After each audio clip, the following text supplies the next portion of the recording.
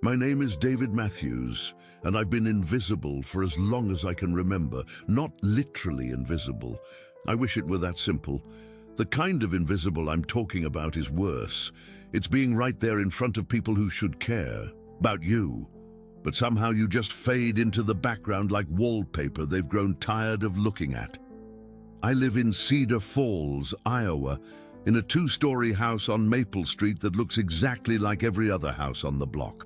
White siding, black shutters, a mailbox that leans slightly to the left. From the outside, we probably look like the perfect American family. Mom works as a nurse, Dad sells insurance, and we have a golden retriever named Scout.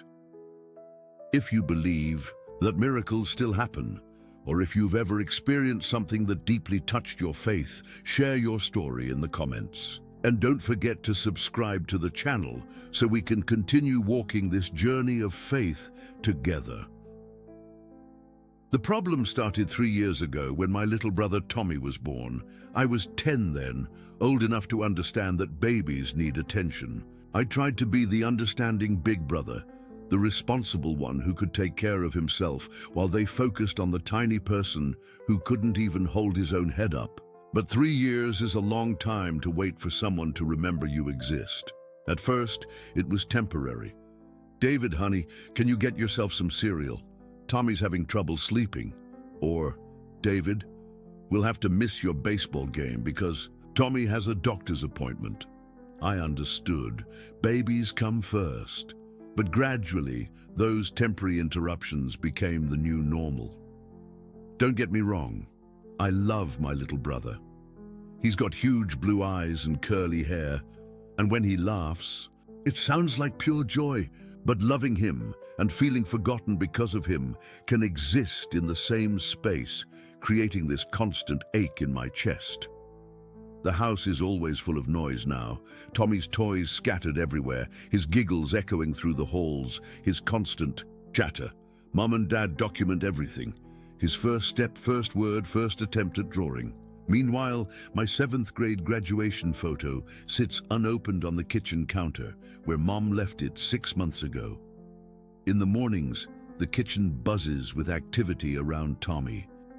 Mom rushes around making his breakfast, cutting toast into perfect squares because he won't eat it any other way.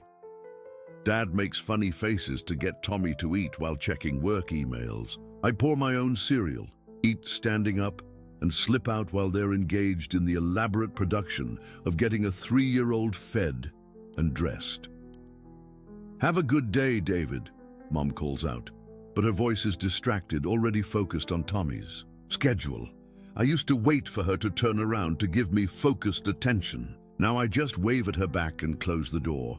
The walk to Cedar Falls Middle School takes exactly 12 minutes.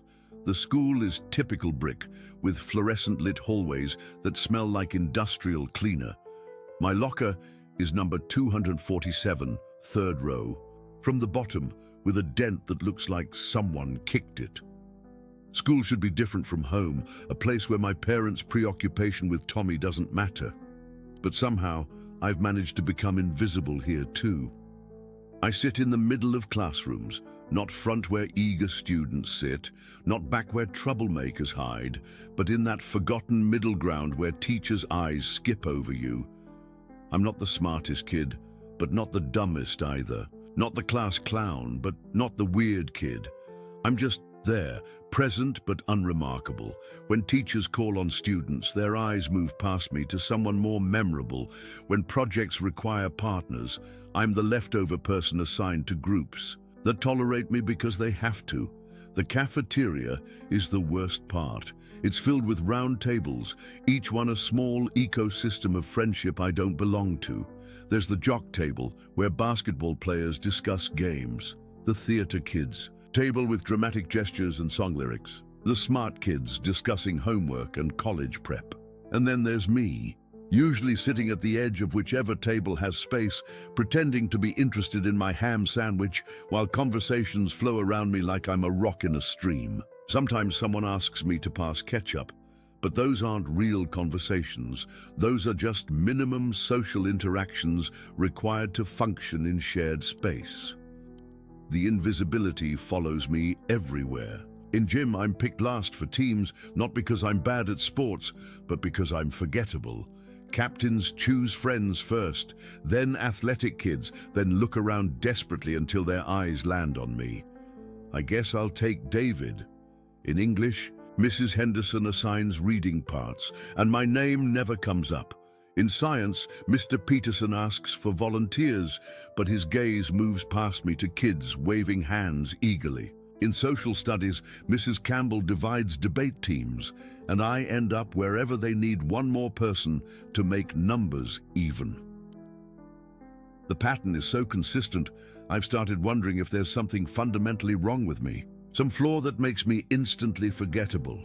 Maybe I'm too quiet or not interesting enough, or maybe I have one of those faces that doesn't stick in people's memories. Whatever it is, I feel like I'm living behind glass, watching everyone else's life happen while mine remains static. After school, I walk home alone, while groups head to each other's houses or the park or downtown ice cream shop. I've never been invited anywhere, never asked to hang out, never included in weekend plans other kids make. I tell myself it doesn't matter, but the lie gets harder to believe each day. When I get home, the house is exactly as I left it, full of noise and activity that doesn't include me. Tommy runs around with arms spread like airplane wings, while Mom chases him making whooshing sounds. Dad watches from the couch, occasionally calling warnings when Tommy gets too close to furniture. It's perfect domestic happiness, and I'm not part of it. I slip upstairs to my room, close the door, and sit with homework spread around me. Sometimes I hear them downstairs. Tommy's laughter, Mom and Dad's voices discussing his day, sounds of family dinner preparations I'll join, but not really participate in. The sounds of a life happening without me. This is my normal. This is the shape my days have taken, and I've learned to accept it mostly. I've gotten good at being invisible, good at not needing attention, good at convincing myself it doesn't hurt as much as it used to. But sometimes, late at night when the house is quiet and everyone else is settling into their connected lives, I lie in bed, feeling the weight of being unseen, pressing down like a stone. And I wonder if this is just how it's going to be forever. Always on the periphery, always watching from outside, always present but never really seen. The thought scares me because it suggests this emptiness might be permanent, that being invisible might be the shape of my entire life. Wednesday arrived grey and drizzling, the kind of October weather that makes everything look washed out. I woke to Tommy's voice chattering down the hall, Dad's footsteps on stairs, the familiar rhythm of a family morning I participated in but wasn't really part of. In the bathroom mirror, I tried to see what others saw, or rather, what they didn't see. Brown hair, neither short nor long, brown eyes, pleasant but unremarkable, a face perfectly ordinary in every way. Maybe that was the problem. I looked like someone you'd describe as average height, average build, just a regular kid. Generic. Forgettable. I dressed in the same jeans and grey hoodie as yesterday, because yesterday nobody noticed anyway.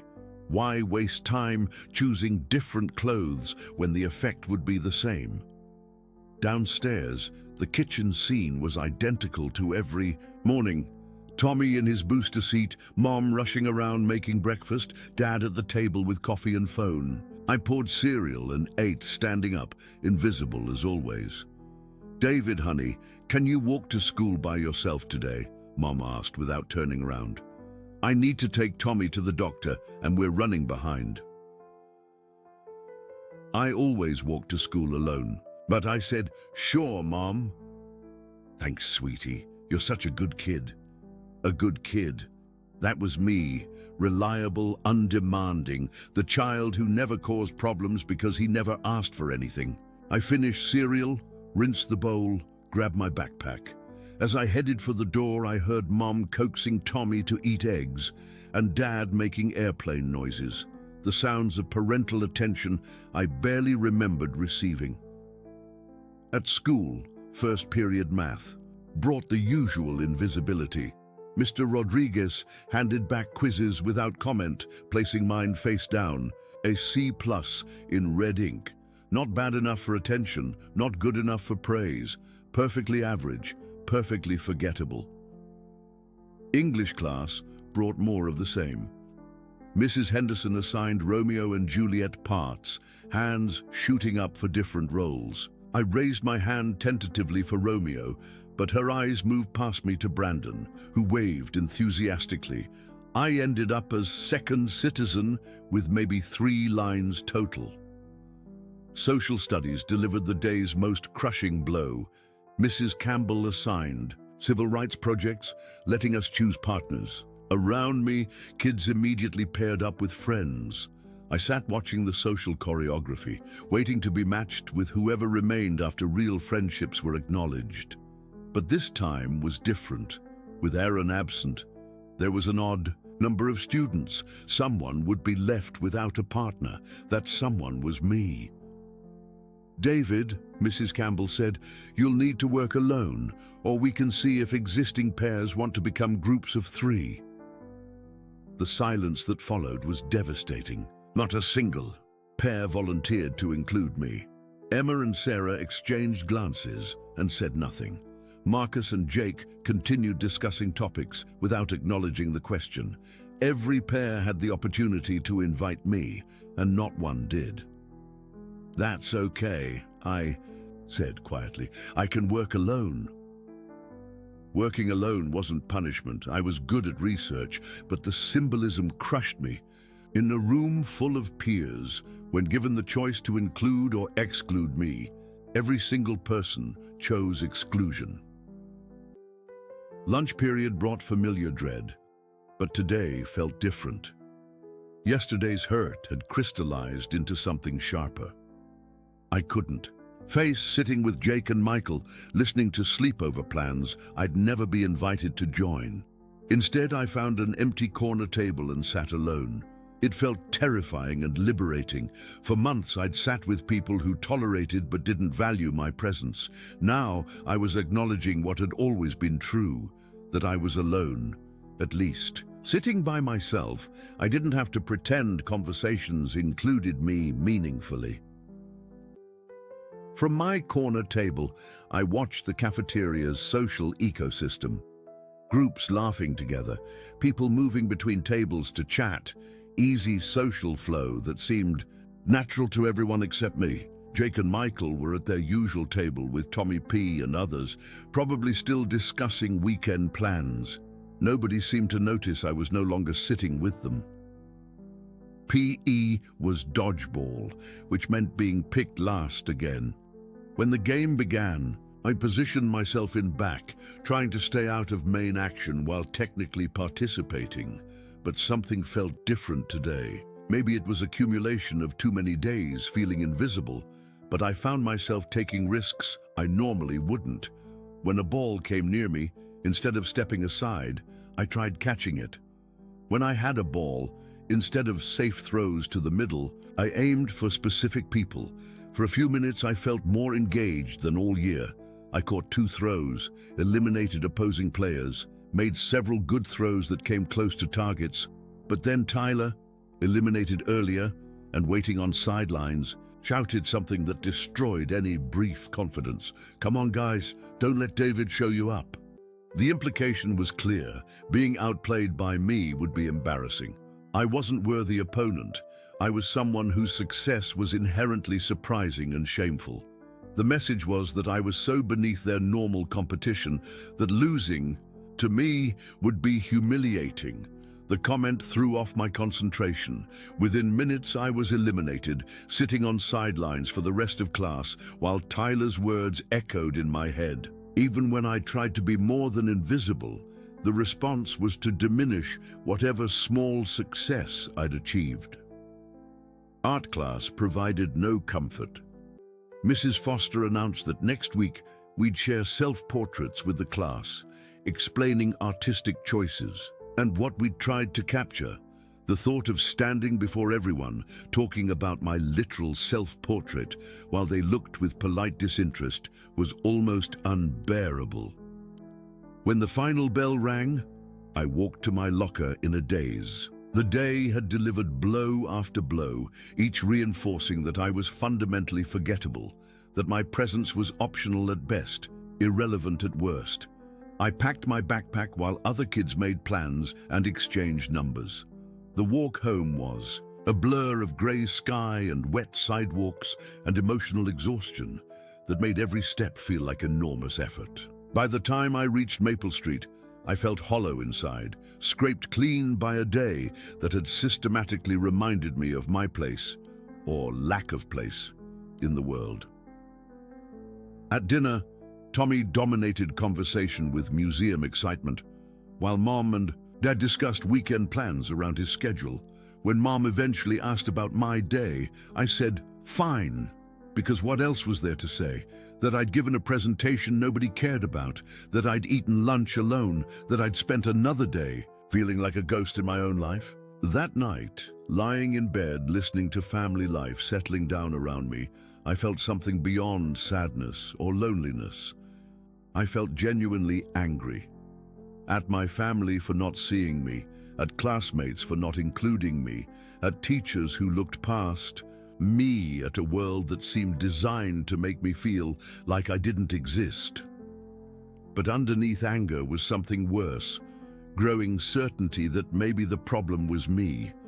Maybe there was something fundamentally wrong with who I was, some essential quality that made me unworthy of attention or friendship or love. Maybe I was invisible because that's what I deserved. The thought scared me more than anything that had happened all day, because it suggested this wasn't just a phase, but permanent reality.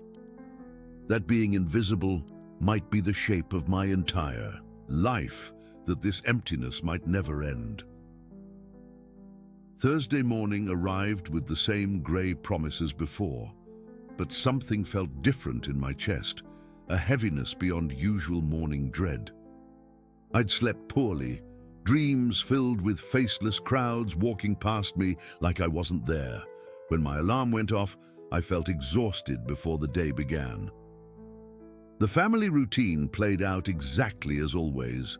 Tommy's cheerful chatter filled the kitchen, while Mom and Dad revolved around him like planets around the sun, and I existed in outer reaches of their solar system, noticed only when I drifted into immediate vicinity. "David, honey, can you grab milk from the fridge?" Mom asked while buttering Tommy's toast. Not "Good morning, David," or "How did you sleep?" Just a request for assistance, like I was helpful furniture. I poured cereal in silence, watching parents fuss over Tommy's breakfast preferences. He wanted eggs scrambled but not too scrambled, orange juice in the blue cup but not filled too high, toast cut into triangles but only if triangles were exactly the same size.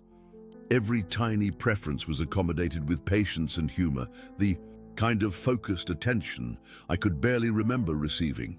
At school, first period math brought return tests. Mr. Rodriguez placed mine face down without comment. B in red ink with "check your work more carefully." Generic feedback he probably wrote on dozens of papers, nothing acknowledging me as individual student. English class brought Romeo and Juliet reading assignments. Major parts went to students, who always got them, ones who spoke up confidently, who occupied space in ways I'd never learned. I ended up reading Second Citizen again, 3 lines that disappeared into background noise.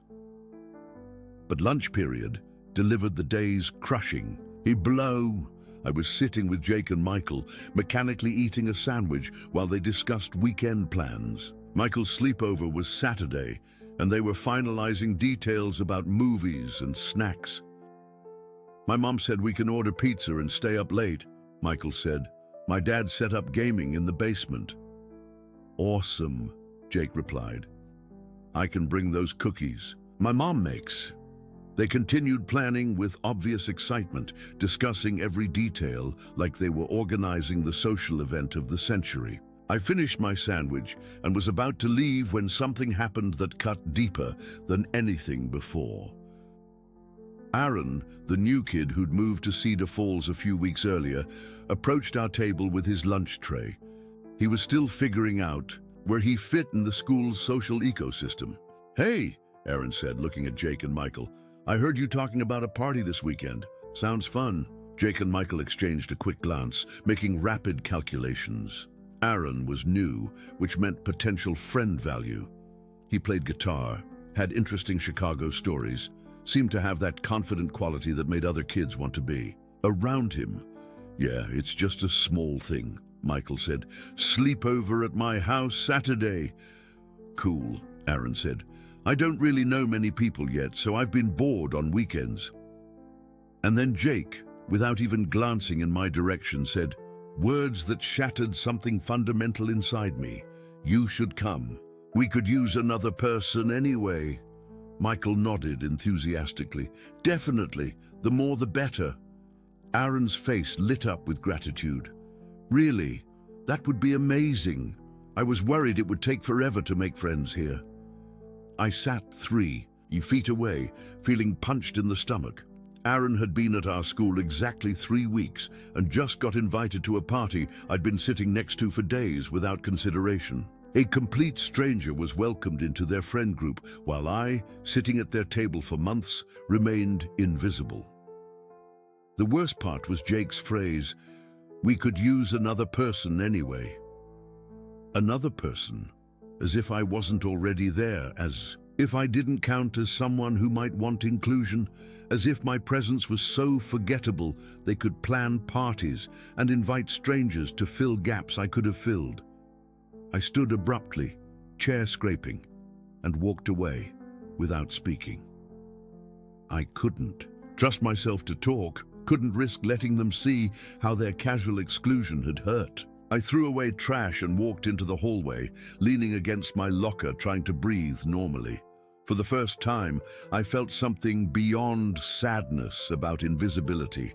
I felt angry at Jake and Michael for treating me like furniture. Angry at parents so absorbed in Tommy they barely noticed I existed. Angry at teachers who looked past me. Angry at a world designed to make me feel like I didn't matter. PE brought dodgeball, and I was picked last as always. The game began with usual chaos, but today I felt different. I positioned myself in back, but took more risks. When balls came near, I tried catching them instead of dodging. When I had balls, I aimed for specific targets instead of making safe throws. For minutes, I felt engaged. I caught throws, eliminated players, made good shots. I was actually participating, instead of going through motions. But then Tyler shouted from sidelines, "Come on, guys, don't let David show you up." The implication was clear. Being outplayed by me would be embarrassing. I wasn't worthy opponent. I was someone whose success was inherently surprising and shameful. The comment destroyed my concentration. Within minutes, I was eliminated, sitting on sidelines, while Tyler's words echoed. Even when I tried being more than invisible, when I attempted actual engagement, the response was to diminish whatever small success I'd managed. Art class offered no refuge. We continued self-portraits, and Mrs. Foster announced next week we'd share them with the class, explaining our artistic choices. The thought of standing before everyone, discussing my literal self-representation while they showed polite disinterest, was unbearable. Walking home felt longer than usual. Grey sky and wet sidewalks matched the emotional exhaustion that made every step require enormous effort. By the time I reached Maple Street, I felt hollow inside, scraped clean by systematic reminders of my irrelevance. At dinner, Tommy dominated conversation with preschool stories while Mom and Dad hung on his every word. When Mom eventually asked about my day, I said, "Fine," because longer answers just led to polite nods before conversation returned to Tommy. That night, lying in bed listening to family life settling around me, Tommy's bedtime routine parents, quiet conversation, Scout finding his sleeping spot. I felt more alone than ever. Everyone had their role in the family's nightly rhythm except me. I was just an observer, watching other people's lives, while mine remained static. For the first time, I began wondering if things would ever change, or if this was just how my life would be, always peripheral, always watching from outside, always present but never seen. The thought was so depressing, I had to bury my face in my pillow to keep from crying. I had no idea tomorrow would bring me to a breaking point that would change everything. Friday arrived with grey October sky that matched the numbness settled over me like a heavy blanket. I'd barely slept, spending most of the night replaying yesterday's humiliations, the lunch invitation that went to a stranger instead of me, Tyler's comment in PE, the endless parade of moments where I'd been present but unseen. I went through morning routine like a robot. Shower, dress, brush teeth, grab backpack.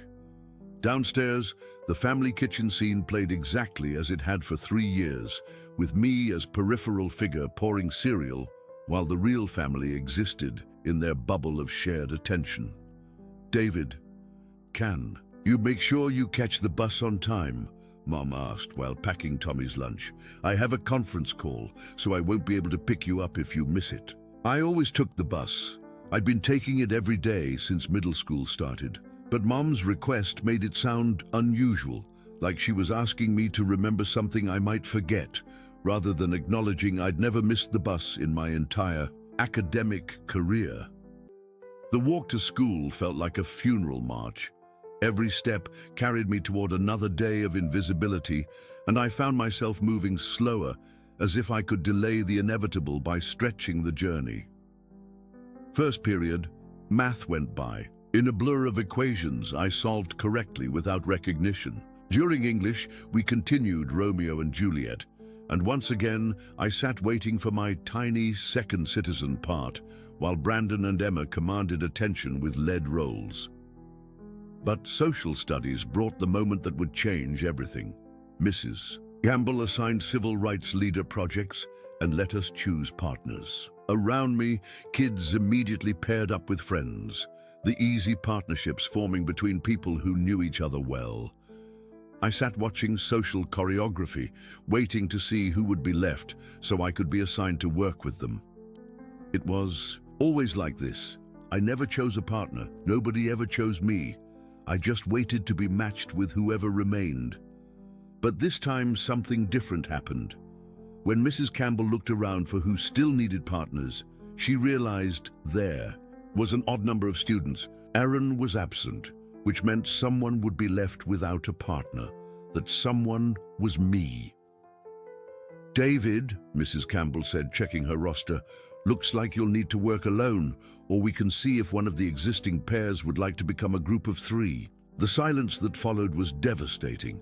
Not a single pair volunteered to include me. Emma and Sarah exchanged glances and said nothing. Marcus and Jake continued discussing topics without acknowledging the question. Every pair had the opportunity to invite me into their partnership, and not one did. That's okay, I whispered. I can work alone. Working alone wasn't actually punishment. I was good at research. But the symbolism crushed me. In a room full of peers, when given the choice to include or exclude me, every single person chose exclusion. Lunch period brought familiar dread, but today felt different. Yesterday's hurt had crystallized into something sharper. I couldn't face sitting with Jake and Michael, listening to sleepover plans I'd never join. Instead, I found an empty corner table and sat alone. From my corner, I watched the cafeteria's social ecosystem, groups laughing together, people moving between tables, the easy flow of interaction that seemed natural to everyone except me. Jake and Michael were at their usual table, probably still planning their party. Nobody noticed I was no longer sitting with them. But as I sat eating my sandwich in solitude, something happened that would break me completely. Aaron, the new kid, approached their table with his lunch tray, still trying to figure out where he fit in our school's social hierarchy. "Hey," I heard him say to Jake and Michael. "I heard you talking about a party this weekend." From my corner table, I watched Jake and Michael's faces light up. Here was their chance to include someone new, someone with potential friend value. "You should totally come," Michael said enthusiastically. "The more people, the better." Aaron's gratitude was obvious. "That would be amazing. I was worried about making friends here." I sat 30 feet away, watching them welcome a complete stranger into plans I'd been excluded from, despite sitting at their table for months. Aaron had been at our school 3 weeks and was instantly invited to join their weekend, while I, who had been present but invisible for the entire year, remained unnoticed. Something inside me broke completely, not just cracked or damaged, but shattered into pieces that felt like they could never be put back together. I was watching in real time as my own invisibility was confirmed. I was so forgettable that kids could plan parties in front of me, then invite strangers to fill social spaces I could have occupied. I stood up abruptly and left the cafeteria, walking quickly to the nearest bathroom where I locked myself in a stall and let the tears come. Not quiet tears, but gut-wrenching. Sobs that came from someplace deep inside me that had been holding pain for too long. How was it possible to feel this alone? How could I exist in the same spaces as other people, participate in the same activities, attend the same classes, and still be so completely invisible that my absence went unnoticed and my presence was irrelevant? PE was dodgeball again, and I was picked last as always. But today, instead of my usual half-hearted participation, I felt something like desperation. Maybe if I played better, tried harder, took more risks, someone would notice me. Someone would see that I existed and mattered. But when I actually started playing with intensity, catching throws and making good shots, Tyler called out from the sidelines, "Don't let David show you up." The message was clear. Success from me wasn't impressive, it was embarrassing for my opponents. Even my brief moment of athletic competence was dismissed, reduced to something shameful for anyone who couldn't handle the invisible kid. I was eliminated quickly after that and spent the rest of class on sidelines, feeling more defeated than ever. Art class should have been refuge, but Mrs. Foster reminded us about next week's self-portrait presentations. The thought of standing before classmates discussing what I'd tried to capture about myself while they showed polite disinterest made me feel physically sick. When the final bell rang, I walked out of school in a daze. The day had been a systematic dismantling of any hope that things might improve, any possibility that I might matter to someone, anyone, in any context. The bus ride home was torture. I sat alone while around me other kids made weekend plans, discussed assignments they'd work on together, lived their connected lives. When I finally reached my stop, I walked slowly toward our house, dreading the evening of family togetherness that wouldn't really include me. At dinner, Tommy dominated conversation with excitement about weekend plans. Mum was taking him to the Children's Museum Saturday, Dad promised the park Sunday if weather was nice. They discussed these plans with detailed attention. Parents give activities they're genuinely excited about sharing.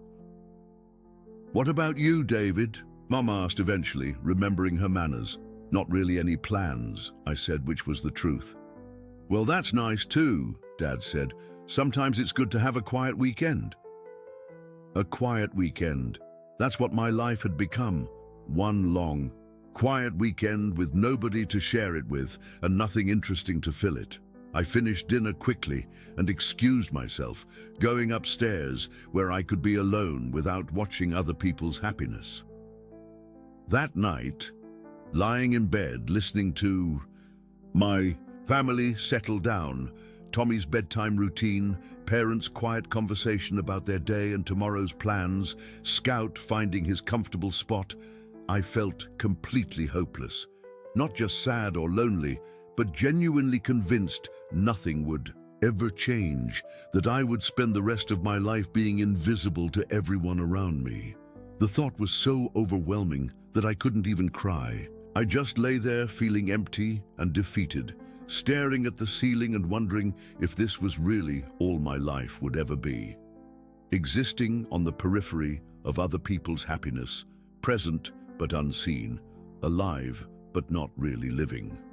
And that's when in the darkness of my room, I found myself thinking about the one source of help I'd never actually tried. My family wasn't particularly religious, but somewhere in the back of my mind was the idea that maybe there was someone who could see me, even when everyone else looked away.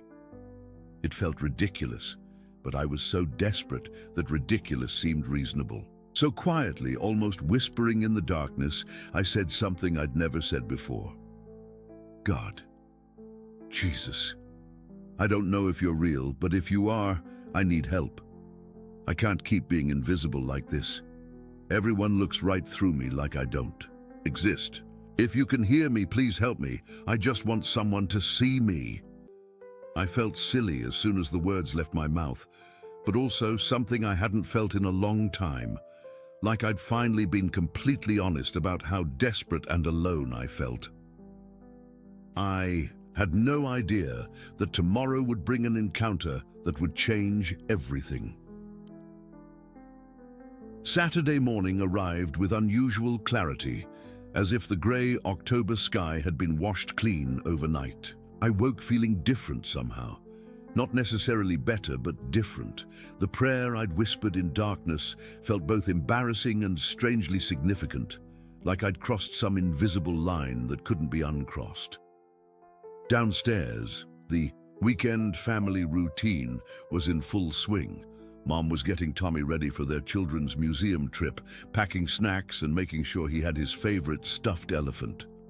Dad read the newspaper while keeping one eye on Tommy, who ran around the kitchen with arms spread like airplane wings. "David, honey, what are your plans for today?" Mom asked while zipping Tommy's jacket.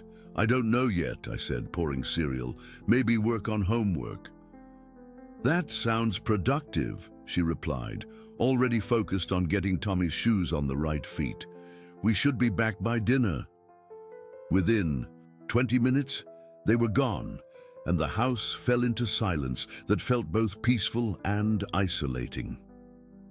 I finished breakfast and went upstairs, where I sat at my desk looking at homework I was supposed to complete. But I couldn't concentrate. Yesterday's conversation with God kept replaying in my mind. Had I really prayed? Had I actually asked God for help? It seemed so unlike me, so desperate and needy. I'd always been the kid who solved his own problems, who didn't ask for help because help wasn't usually offered. But last night, lying in bed, feeling more alone than ever, I'd reached out to someone I wasn't even sure existed. By noon, I'd accomplished nothing productive. My homework lay untouched, while I spent the morning staring out my window at a neighborhood, full of everyone except me. Other kids were outside playing, parents working in yards, the world busy with Saturday activities that didn't include me. I decided to go for a walk, mainly because sitting in my empty house made me feel worse. I grabbed a jacket and headed outside, not knowing where I was going, but needing to be somewhere other than my room. The air was crisp and clean, with that particular October feeling that made everything seem sharp and clear. I walked through my neighborhood without destination, past houses where I glimpsed family life through windows. Kids playing board games, parents cooking together, casual Saturday interactions that made up the fabric of normal family life. My own house would be empty until evening, which meant hours of solitude ahead. Without planning it, I found myself walking towards Cedar Falls Elementary School, the school I'd attended before middle school, before everything became complicated by social hierarchies and friendship dynamics. The building was closed for the weekend, but the playground was open, and I could see a few families with young children playing on swings and slides. I sat on a bench at the playground's edge and watched the scene in front of me. Little kids ran around with unself-conscious joy I could barely remember feeling.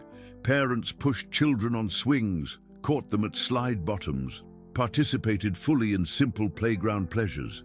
It should have been heartwarming, but instead, it made me feel more isolated than ever.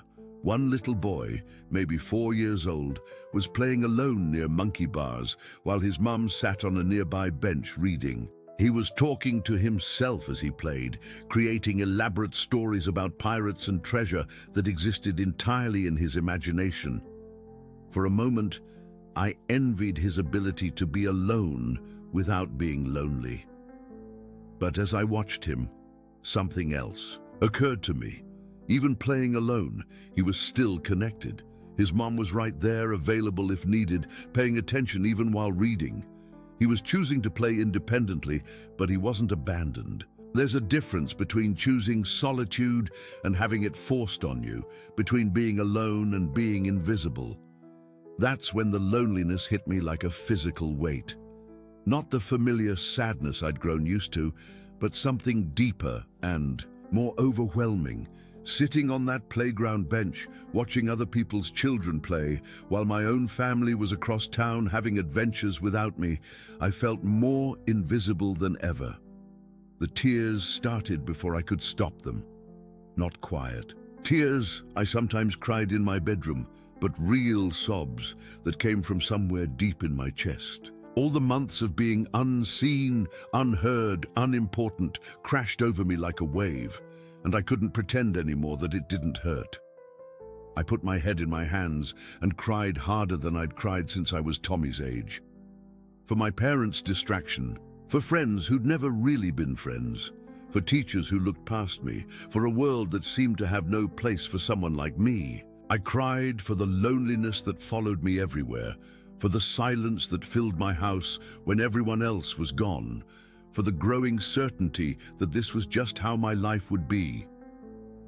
And then, through my tears, I heard myself speaking out. Loud words I didn't plan to say. Jesus, if you're real, if you can hear me, please just sit with me. I can't stand being alone like this anymore. Everyone else has someone, and I have nobody. Please, if you exist, don't let me be invisible anymore. I felt foolish as soon as I said it, looking around to make sure nobody had heard me talking to myself on a playground bench. But I also felt something I hadn't expected, a strange sense of relief, like I'd finally admitted something I'd been hiding even from myself. And that's when something extraordinary happened. The playground. Noise, children laughing, parents calling, the general buzz of Saturday afternoon activity seemed to fade into the background. Not disappear exactly, but become distant, like someone had turned down the volume on the world around me.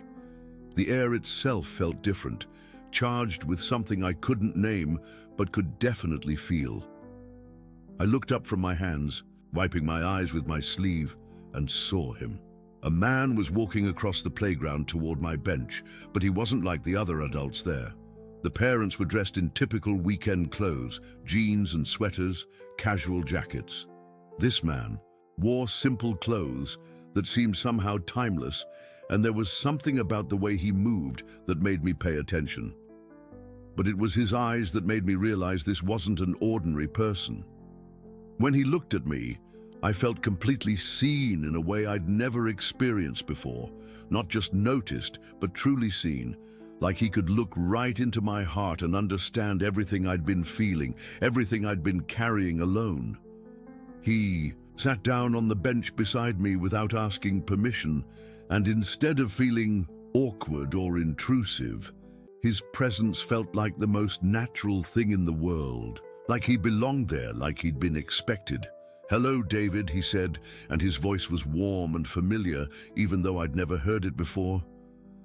I should have been surprised that he knew my name, should have wondered who he was and how he'd found me. But somehow, sitting next to him on that playground bench, I knew exactly who he was. "You're Jesus," I said, and it wasn't a question. He smiled, and it was the kind of smile that made me understand why people had left everything to follow him 2,000 years ago. Not just kind, but full of the kind of love I'd been starving for without realizing it. "I am," he said simply, "and I heard you calling." We sat there together in silence for a moment, and I felt something I'd never felt before: the complete absence of loneliness, not just the presence of another person, but the presence of someone who knew me entirely and loved me anyway. Someone who saw every moment I'd spent feeling invisible and understood exactly how much it had hurt. "I've been watching you," he said quietly. "I've seen every time you felt overlooked, every moment you wondered if anyone cared that you existed. I've seen you sitting alone at lunch tables, picked last for teams, ignored in conversations, and I want you to know that you've never been invisible to me." The tears started again, but this time they felt different, not desperate or hopeless, but relieved, like I'd been holding my breath for months and could finally exhale. "Why doesn't anyone see me?" I asked, my voice barely a whisper. Jesus turned on the bench to face me more directly. "There's nothing wrong with you, David. Sometimes people get so busy with their own lives that they forget to really see the people around them. Your parents love you deeply, but they've let themselves get distracted. Your classmates aren't cruel, but they're young and haven't learned yet that the quietest people often have the most to offer." "But why me?" I asked. "Because," he said, reaching out to put his hand on my shoulder, "some of the most important people in the world are the ones who understand what it feels like to be unseen. They're the ones who notice other invisible people, who reach out to those who feel forgotten." His hand on my shoulder felt warm, solid, real. This wasn't a dream. This was actually happening. Jesus was actually sitting with me on a playground bench in Cedar Falls, Iowa, talking to me about my loneliness and making me feel seen in a way I'd never experienced. "Does it get better?" I asked. "It gets different," he said. "You'll learn how to make yourself more visible when you need to be, how to form deeper friendships, how to communicate your needs instead of hoping someone will notice them. But more importantly, you'll learn that being seen by me is enough." We sat together for what felt like hours, but was probably only minutes. Jesus didn't say much more, but his presence said everything I needed to hear. I was loved, I was valued, I was seen completely and accepted entirely. "I have to go now," he said eventually. "Will I see you again?" I asked, sudden panic rising. "You'll see me everywhere once you learn how to look," he said, "in the kindness of a stranger, in the beauty of a sunset, in the moment when someone finally notices you. But most importantly, you'll see me in yourself, in your capacity for compassion, in your understanding of what it feels like to be overlooked." He stood up from the bench, and I wanted to grab his hand, to make him stay, to never let go of this feeling of being completely known and loved. But something in his expression told me that this moment was complete. "Remember, David," he said, looking directly into my eyes one last time, "you are never invisible to me. Even when everyone else looks away, I see you. Even when you feel completely alone, I'm with you. You matter more than you know." And then he walked away, back across the playground, and somehow I understood that no one else had seen him or heard our conversation. This had been just for me, just for this moment, just for the lonely 13-year-old boy who had finally asked for help. I sat on the bench for a long time after he left, feeling different in a way I couldn't explain. The loneliness was still there. I was still the invisible kid with distracted parents and absent friends, but something fundamental had changed. I was still alone, but I wasn't unseen. I was no longer forgotten by the person whose opinion mattered most. For the first time in months, I felt hope. The walk home from the playground felt different than any walk I'd ever taken. My feet moved along the same familiar sidewalks, past the same houses and trees I'd seen thousands of times before, but everything looked new somehow. The October afternoon light seemed brighter, the air felt cleaner, And most importantly, I felt like I was walking through the world as someone who mattered. The encounter with Jesus played over and over in my mind as I made my way back to Maple Street. Had it really happened? Had I actually sat on a playground bench with the person I'd only heard about in Sunday school stories? My rational mind wanted to dismiss it as wishful thinking or desperate imagination, but my heart knew better. What I'd experienced was real, more real than anything I'd ever felt before. When I reached our house, it was still empty. Mom and Dad wouldn't be back with Tommy for several hours, which meant I'd return to the same silence I'd left behind.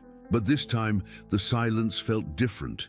Instead of emphasizing my aloneness, it felt peaceful, like a quiet space where I could think about what had just happened and what it meant for my life going forward. I went up to my room and sat on my bed, looking around at the space that had been my refuge from invisibility. The homework on my desk, the clothes scattered on the floor, the posters on my walls. Everything looked exactly the same, but I felt fundamentally changed. I was still David Matthews, still the invisible kid from Cedar Falls Middle School, but now I was also David Matthews, the boy who had been seen completely by the person who mattered most. That evening, when my family returned from their day at the Children's Museum, I found myself watching them with different eyes. Tommy bounded into the house, chattering excitedly about everything he'd seen and done, and Mom and Dad listened with the kind of focused attention I'd been craving for months. But instead of feeling jealous or left out, I felt something like understanding. They weren't ignoring me out of malice or indifference. They'd gotten caught up in the immediate needs of a 3-year-old and lost sight of the quieter child who didn't demand attention. It wasn't right, and it wasn't fair, but it wasn't intentionally cruel either. They were just people, flawed and distracted and human, doing their best even when their best wasn't enough. "How was your day, David?" Mom asked while she unpacked Tommy's museum souvenirs.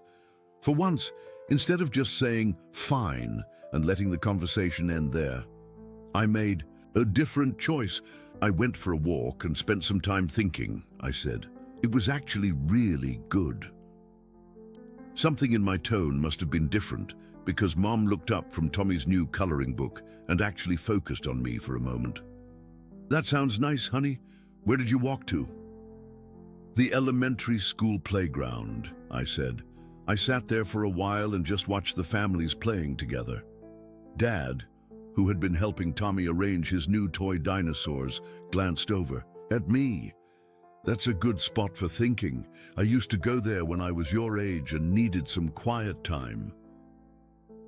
It was a small moment, barely more than our usual surface-level interactions, but something was different. For the first time in months, they seemed to actually see me when they looked at me, to hear what I was saying instead of just waiting for their turn to talk about Tommy's activities. At dinner, Tommy dominated the conversation as usual, describing every exhibit he'd seen at the museum in the enthusiastic but disjointed way 3-year-olds tell stories. But when he paused to take a bite of his chicken, Dad turned to me and asked, "How's school going lately, David? We haven't really talked about it in a while." I almost gave my usual answer, "Fine." But something stopped me. Maybe it was the memory of Jesus's words about learning to communicate my needs instead of hoping someone would notice them. Maybe it was the realization that my parents couldn't read my mind, couldn't know what I was feeling if I never told them. "Actually," I said, setting down my fork, "it's been pretty hard lately. I don't really have any close friends, and sometimes I feel like I don't fit in anywhere." Mom and Dad exchanged a glance, the kind of look parents share when they realize something important has slipped past their attention. Dad put down his own fork and leaned forward slightly. "I'm sorry to hear that, buddy," he said. "Middle school can be tough that way. Do you want to talk about what's been happening?" And for the first time in months, I did want to talk about it. Not because I expected them to solve all my problems, but because I realized that being seen didn't always mean waiting for others to notice you. Sometimes it meant making yourself visible, speaking up, asking for the attention and support you needed. I told them about feeling left out at lunch, about being picked last in PE, about the social studies project where nobody wanted to work with me. I didn't mention the encounter with Jesus. That felt too personal, too sacred to share. But I told them about the loneliness, the sense of being invisible, the growing feeling that I didn't matter to anyone. Mom's eyes filled with tears as I talked, and I could see her mentally reviewing all the mornings she'd rushed past me to focus on Tommy, all the evenings she'd been too distracted to ask about my day, all the moments she'd chosen efficiency over connection. "Oh, David," she said, reaching across the table to touch my hand, "I'm so sorry. I had no idea you were feeling this way. We've been so focused on Tommy's needs that we forgot you have needs too." Dad nodded, looking genuinely remorseful. "That's on us, son. We should have been paying better attention. Just because you don't demand our time doesn't mean you don't deserve it." Even Tommy, who was only 3 but could sense the emotional weight of the conversation, looked up from his dinosaurs and said, "Daddy, are you sad?" "A little sad," Dad said, ruffling Tommy's hair, "but we're going to fix it." And they tried. Over the following days, I noticed small changes in our family dynamic. Mum started asking more specific questions about my day instead of accepting "fine" as a complete answer. Dad made an effort to spend individual time with me, even if it was just helping with homework or talking about sports while Tommy napped. They didn't solve all my problems overnight, but they started seeing me again as their child who needed attention and support. At school, things changed more slowly. I was still the quiet kid who got picked last for teams, but something fundamental was different inside me. I carried the memory of that playground conversation like a secret source of strength, a reminder that even when everyone else looked away, I was never truly invisible. On Monday, instead of sitting alone at my corner lunch table, I made a conscious decision to join a table of kids I'd never really talked to before. They weren't the popular kids, but they were kind, and when I asked if I could sit down, they welcomed me without hesitation. "You're David, right?" said a girl named Lisa, who was in my English class. "I've seen you around, but don't think we've ever really talked." "Yeah," I said, unwrapping my sandwich. "I guess I'm not very good at talking to new people." "None of us are," said Marcus, a boy I recognized from art class. "That's why we all end up sitting together. We're the table of kids who aren't quite sure how to be social."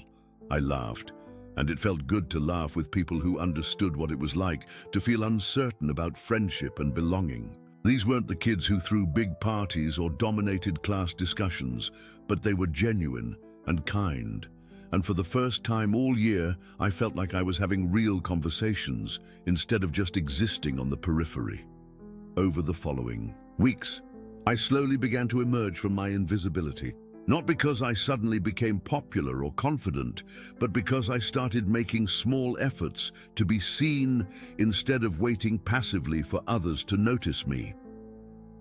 I joined the art club, where my quiet nature was seen as thoughtful rather than antisocial. I volunteered to help Mrs. Henderson with classroom displays, which led to genuine conversations about books and writing.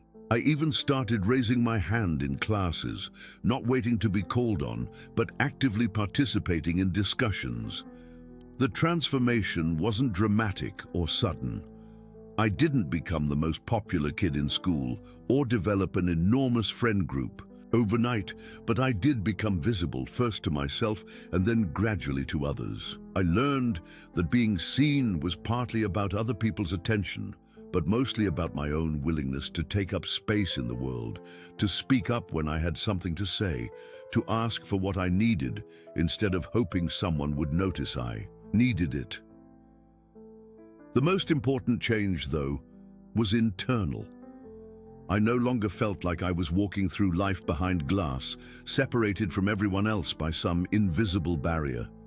I still felt lonely sometimes, still struggled with social situations, still wished I had the kind of easy friendships I saw other kids enjoying. But I also felt connected to something larger than my immediate circumstances, held by a love that didn't depend on my social status or my family's attention. Sometimes, when I was walking home from school or sitting in my room doing homework, I'd remember that moment on the playground bench. I'd remember the feeling of being completely seen, completely known, completely loved.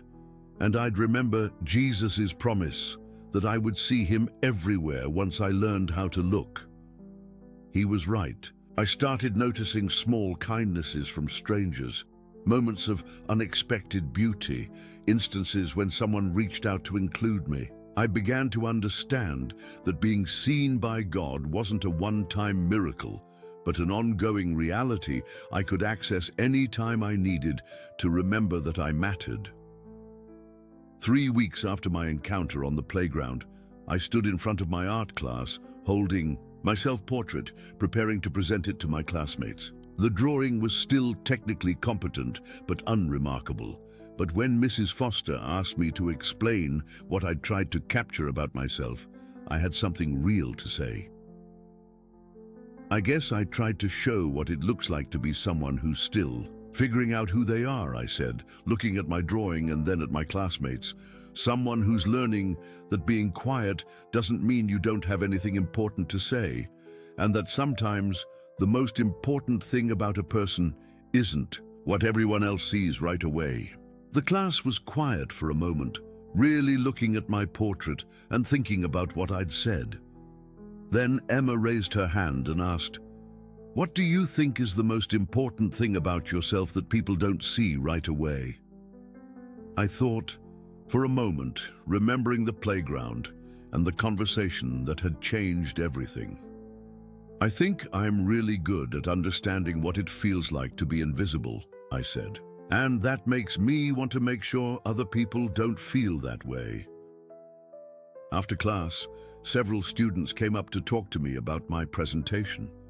Marcus told me he'd felt invisible too and appreciated that someone else understood. Lisa said, "My drawing had made her think about her own experience of feeling unseen." Even Mrs. Foster pulled me aside to tell me that my presentation had been one of the most thoughtful she'd heard all year. Walking home that day, I realized that my prayer had been answered, just not in the way I'd expected. I'd asked Jesus to make me visible, and he had, but the most important visibility was the way I'd learned to see myself. I was no longer the invisible kid hoping someone would notice him. I was David Matthews, a person with value and purpose, someone who mattered whether or not anyone else realized it. The changes in my life weren't dramatic or sudden. I didn't become popular overnight or develop a huge friend group. But I did.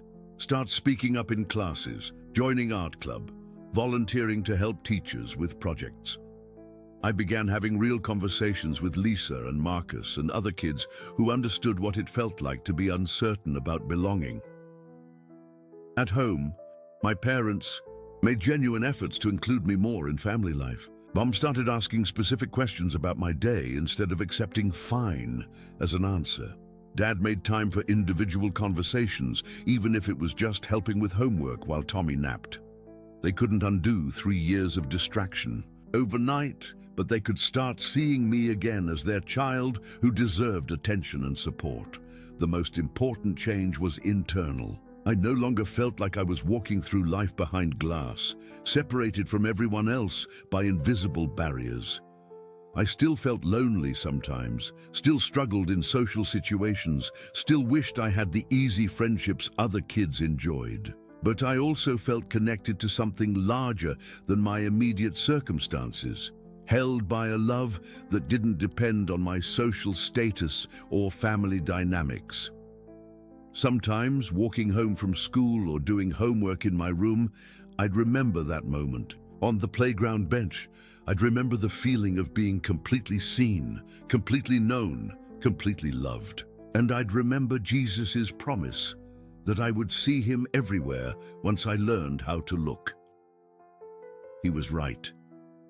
I started noticing small kindnesses from strangers, moments of unexpected beauty, instances when someone reached out to include me or acknowledge something I'd done well. I began understanding that being seen by God wasn't a one-time miracle, but an ongoing reality I could access any time I needed to remember that I mattered.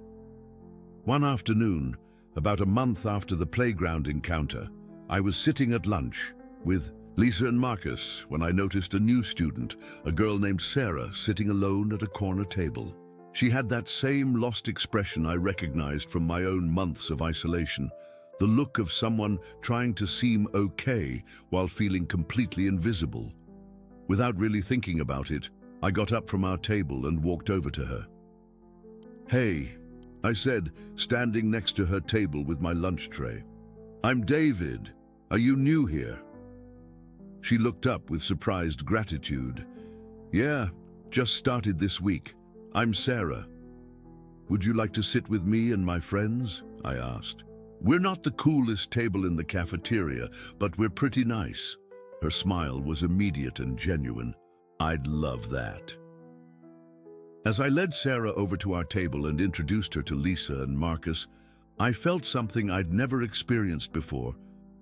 The satisfaction of making someone else feel seen and included. This was what Jesus had meant about seeing him in my capacity for compassion, in my understanding of what it felt like to be overlooked.